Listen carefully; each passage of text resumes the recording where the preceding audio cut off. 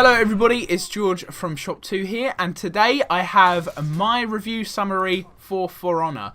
So I'm sorry it's a little bit late after the launch, but the servers didn't come up until Tuesday when the game came out. So I didn't actually have a chance to play this game before Tuesday.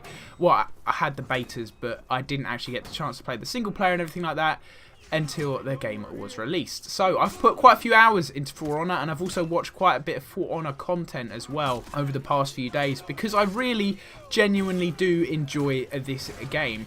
So the aim of this video is to kind of summarize the written review that I've done. I definitely recommend, if you want a more in-depth analysis, you check out the written review down in the description, because I can write as much as I want there, but I've got to kind of condense this down into a shortish video for you guys. So more detail down in the description. So let's get straight into it. So the start of the game. The start of the game sees you play through a tutorial mission, which is kind of nice because it's a tutorial and it's also a mission. So it's kind of like what I said about Sniper Elite, where the tutorial is actually enjoyable, you know what I mean? It's not a forced tutorial, and this is quite funny here because he pushes me into the water and then he plops in himself. But it's kind of an enjoyable tutorial, and it does teach you a lot of useful things that you will need when playing the game, obviously, like how to just do the basics. And then once you play for a few more story missions, it will teach you a few more of the advanced things like parrying hits and combos and everything like that. But the tutorial is very, very helpful. Moving on into the story, which I'll touch on now. The story is fantastic. There are 3 chapters, one for each faction. So you've got the Knights, the Samurai, and the Vikings. Oh, I got very close to falling in there. And each chapter has its own story and characters along the way. You get to play as each hero from each faction, if you know what I mean by that. So each faction has 4 heroes, and you get to play as each one of them in their relevant chapters. So that's quite cool because, as I mentioned in my review, is quite good because it allows you to find out who your favourite hero is before going into multiplayer with it. Because when playing Overwatch and stuff, you go straight into multiplayer, you're using a hero or a player that you haven't used before, a character that you haven't used before, and you often do a little bit bad, and that kind of sours your opinion on that character, hero, whatever you want to call it. So being able to use all of them in single player, I think, is fantastic. The story is well worth the price tag alone.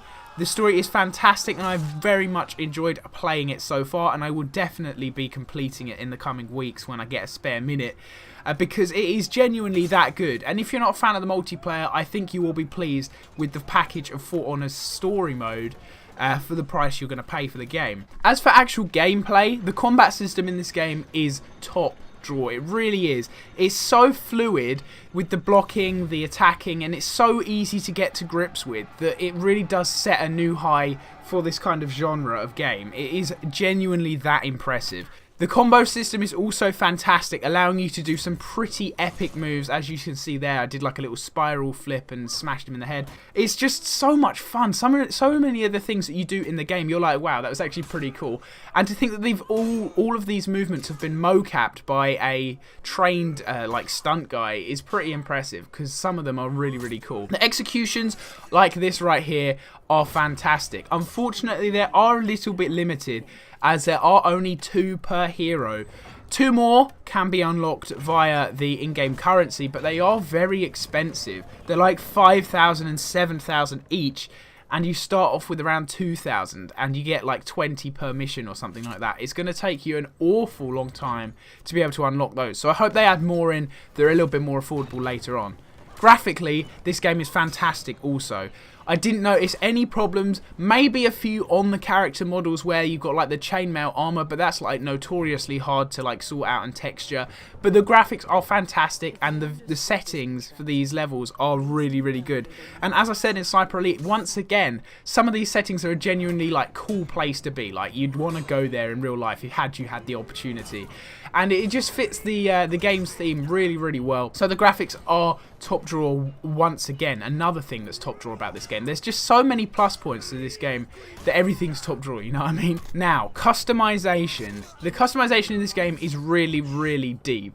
You get in-game currency by completing missions and certain challenges from both single player and multiplayer game modes, which is really, really cool because you can have an awesome looking character without having played much multiplayer, which I definitely do approve of. I think that's a really cool system. You get these breakables and like visual triggers within single player that you can like do, and you will get more rewards after the game.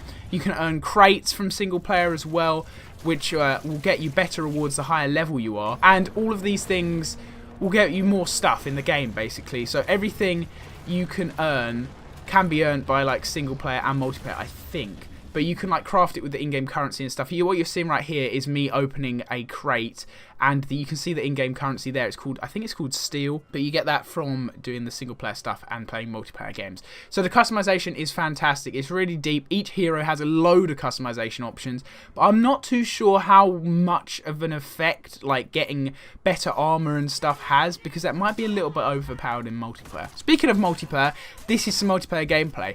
It is a little bit chaotic. This is the Dominion game mode, which is kind of like domination from your like Call of Duty games and stuff like that, where there's 3 flags to control, and it is a bit hectic. And I'm not going to lie to you, I did get a little bit annoyed at multiplayer, but that is because I am inexperienced. I'm sure had I put a little bit more time into practicing the multiplayer, maybe going into deathmatch before going into Dominion, I may have done a little bit better, because in single player you're often targeting one enemy at a time, whereas in multiplayer you can get like double teamed or even triple teamed by 3 enemies, and you just feel a little bit hopeless. But overall, the multiplayer is pretty fun. There are pretty good modes. There's the duel, deathmatch and Dominion to try out, and the faction war is fantastic. Read more about that in the review. So overall, For Honor is genuinely a top drawer game. I've used top drawer a lot, but I feel like if I had a drawer next to me, I'd pull it out and For Honor would be in it, because seriously, I really enjoy this game. It's more than lived up to my expectations, and I definitely recommend you guys pick it up right now and get yourself into For Honor. So my name's been George. Be sure to check out all the links down in the description to my review, the product links and everything else down there, and I will see you guys next time. Don't forget to like and subscribe. Bye.